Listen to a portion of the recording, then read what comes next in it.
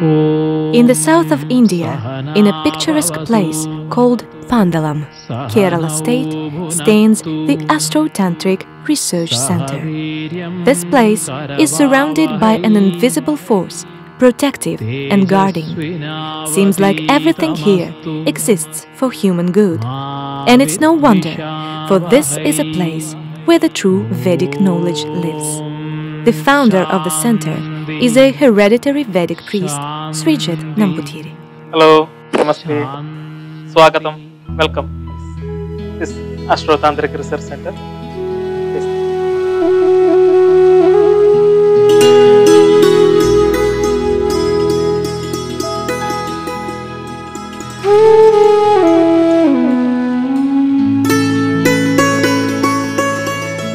In 2007, I thought that I should start up a center where the people who has good knowledge, I should combine together and utilize this knowledge for helping public and people who need.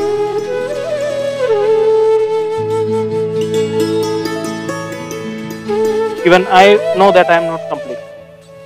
So all knowledge is not complete. Knowledge will be complete, can be tried to complete when we are sharing that. So when we share knowledge, others will also share with us. We are of course studying. I am always studying. I am sharing. So that was my main concept of this. And basically, astrology and Tantra Shastra both are interconnected. Astrology is the analyzing part, and Tantra is the practical part. So when we analyze our problems in life, then only we can find it. So analysis part is astrology. That's why I combined both these years. People know about this center from internet or from reviews of other people who come here, and people come here from different places. For example, some people came to Sreejith's house from China. They come from Russia, they come from Europe, Germany. Yeah, many different countries. They really like being here, they enjoy attending pujas, and they also come for consultation. Yes, so they get astrological consultations here. So Sreejith is well known worldwide. His center is very well known, so people come here very often. Sreejith took the responsibility for his knowledge at a very young age. When I was 13-14 years, I was like a small priest of a temple. So I was assisting my father, my big father, like that. So I see how people are devoted, how temple and spirituality is influencing in everybody's life. So that was like along with the education. Of course, I was studying, and along with that, I was at temple also. So that was my like entrance to this spiritual field. I was first small priest, then chief priest of Putangavil Devi temple, Kurampala. It's like a Kali temple. So that was my first step.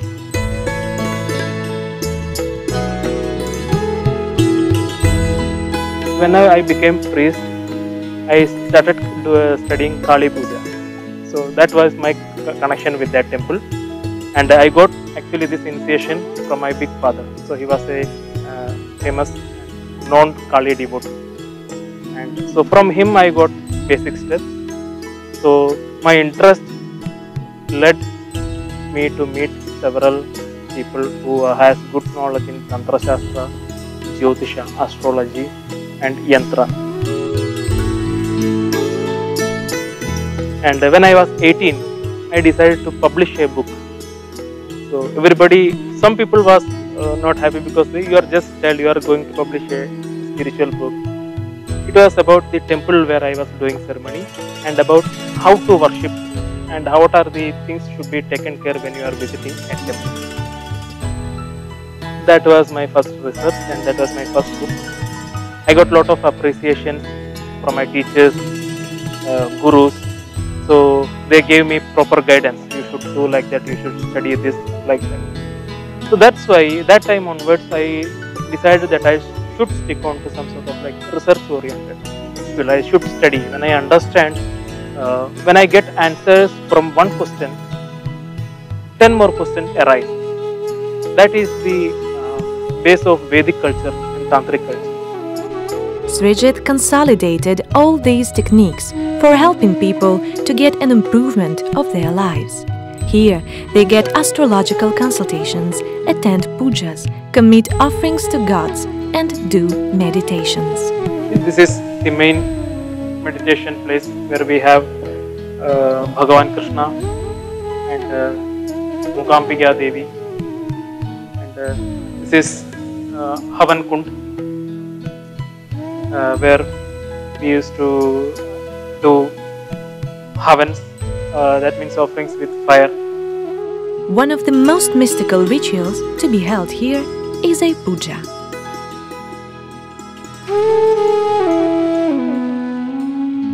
This is a basic of Vedic tradition. Puja means offering or like praying. When we do some offerings, praying in a particular order, that is known as puja.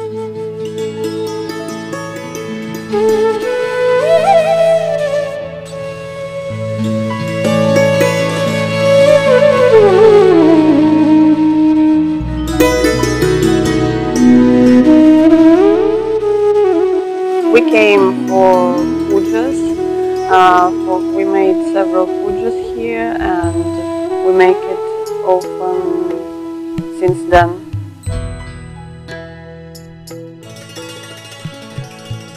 When we do puja ceremonies like puja, so it's mean like the divine energy we are trying to enlighten it and try to make it happy and make the connection between us and the divinity. All the items which are used for the puja is connected with 5 elements of nature. So we know that we came from 5 elements of nature and we are going back to 5 elements. So these things holds our life. It gives us energy to live and motivation to live.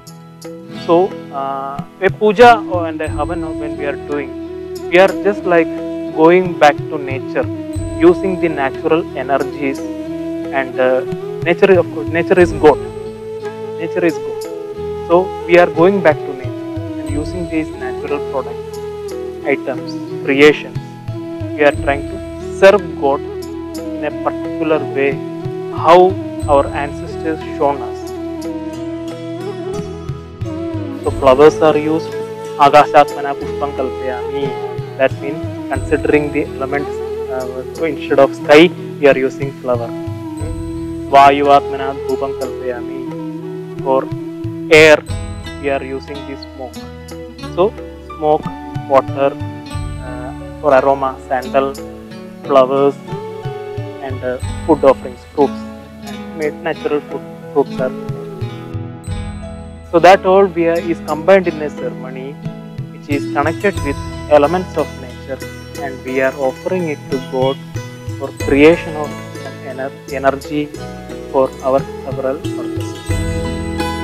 A mandala is an important attribute of a puja. Sometimes it takes 7 or 8 hours to create this spiritual piece of art. Each ceremony demands a special and particular mandala. So this is the mandala for Padma, which we prepared for evening puja. So it is like Ashtadala, 8 petals, and 3 Vidhivrita, 3 circles, white, red and black in the middle. So white represents Sattva-guna, red represents Rajoguna, and black represents Tamoguna. And we have Vritta Bhubra, and outside that we have decorations using lotus petals. So in the center of this mandala, we will be invoking the energy of Shakti, even when we are doing puja for Durga.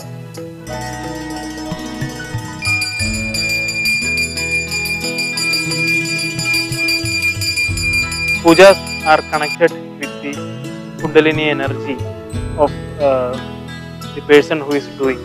It's like a combination of the personal energy and the universal energy, the Brahmanda Pindanda combination that comes in puja. because all the products we are awakening a universal energy, and it is awakened from our Kundalini. That is the purpose of puja. So after that, several mudras are used. Mudras means several signs. Mantras are chanted. Several offerings are done. So all together creates a energy. When an energy is created, you will request the purpose to that energy.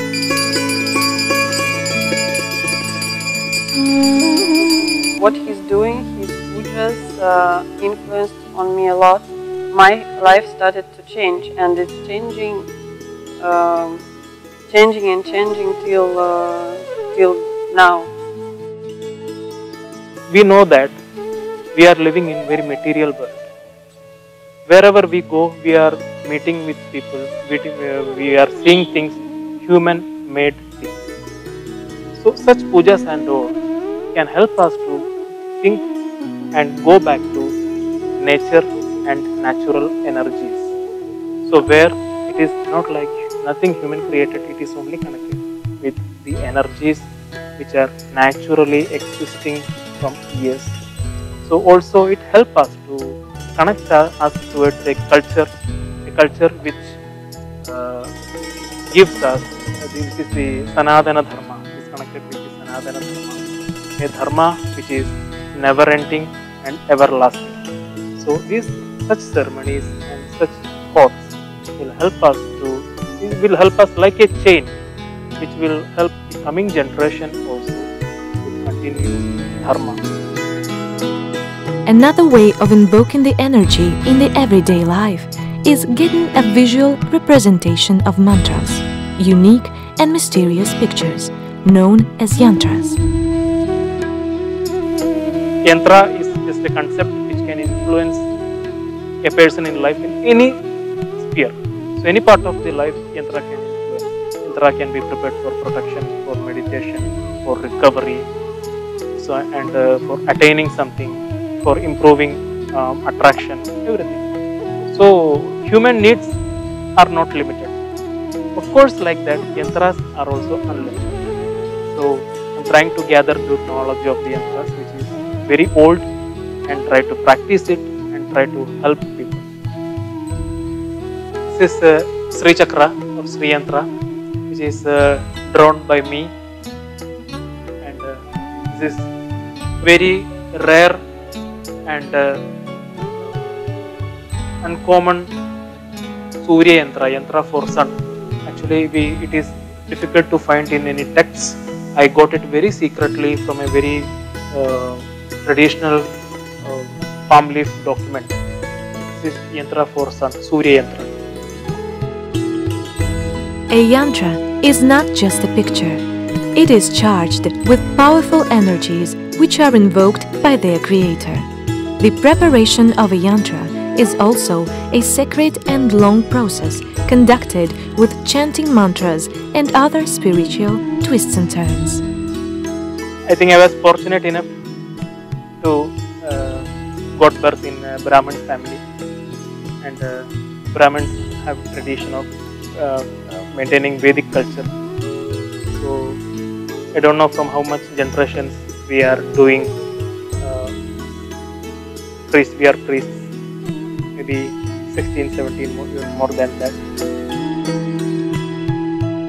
Many people come second time, third time to meet with him, and some of them can travel for, I don't know, 2 or 3 days just to meet him. So the knowledge is not my knowledge, what I got from ancestors.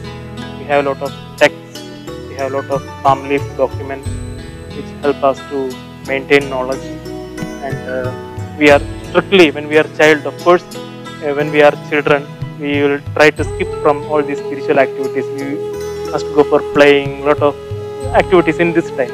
But my father or my big father, they were very strict with us to lead a very high spiritual life, stay away from all tamasic or rajasic things, so like that. So such a experience, such a family culture gave a support to my life. In the daily we chant a mantra, Kali Gali Mahakali, Bhadragali Namostude, Kulamcha, Kula Dharmamcha, Mamcha, Palaya Palaya. That means, oh my dear Mother Goddess Kali, please take care of my Kula Dharma. Kula means my clan, and Dharma means the knowledge of the clan, what we should do, the Dharma. Then me. So that means important is what is your Dharma, what family you belong to maintaining this culture. So we are praying first to help me to maintain the culture. Then only we are asking to help